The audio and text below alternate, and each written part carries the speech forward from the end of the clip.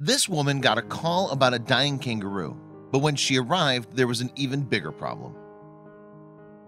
After getting the emergency call, Sherry Midson headed straight for the site where the kangaroo had been seen.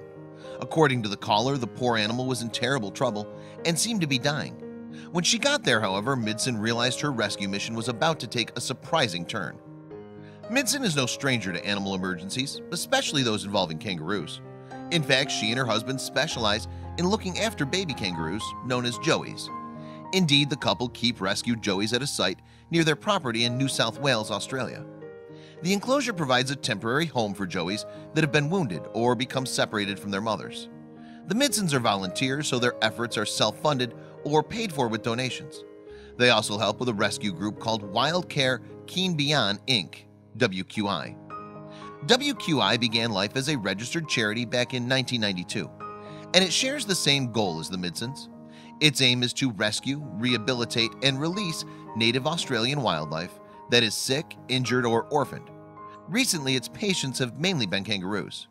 So when Midson received a call from a concerned member of the public in early 2017, she probably wasn't too surprised to learn that it was about a kangaroo. Some homeowners had found the animal on their property, and it was in serious trouble. So with no time to waste, Midson and her husband sped to the scene to help. Unfortunately, despite their efforts, it was too late for the kangaroo. When the Midsons got there, the animal was already dead, and it seemed like the rescue mission was a failure.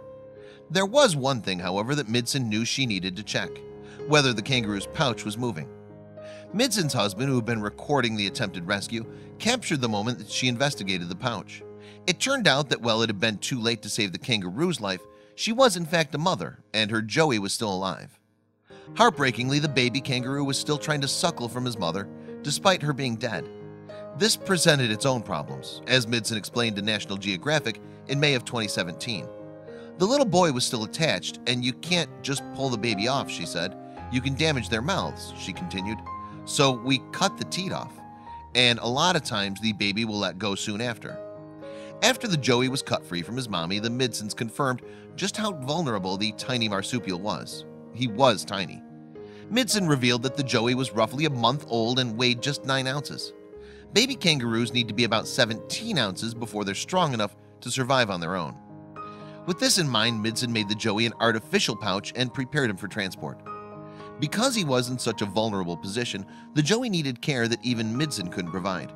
As a result, she decided to leave the youngster in the capable hands of an even more experienced carer. He would be raised as strong as possible before being released back into the wild. Meanwhile, Midson will continue her volunteer work with other joeys under both her own and the WQI's care.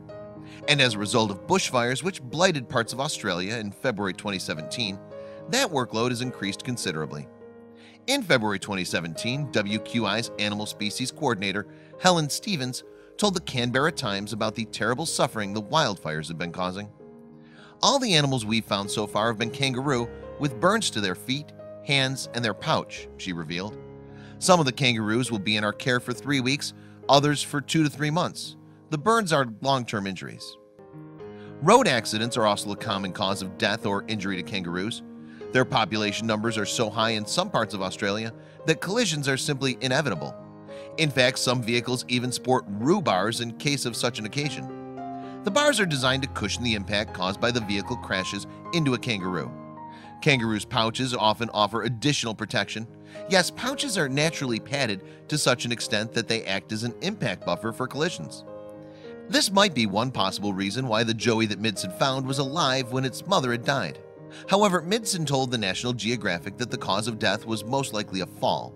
She explained that it was common for kangaroos to die after tripping over fences.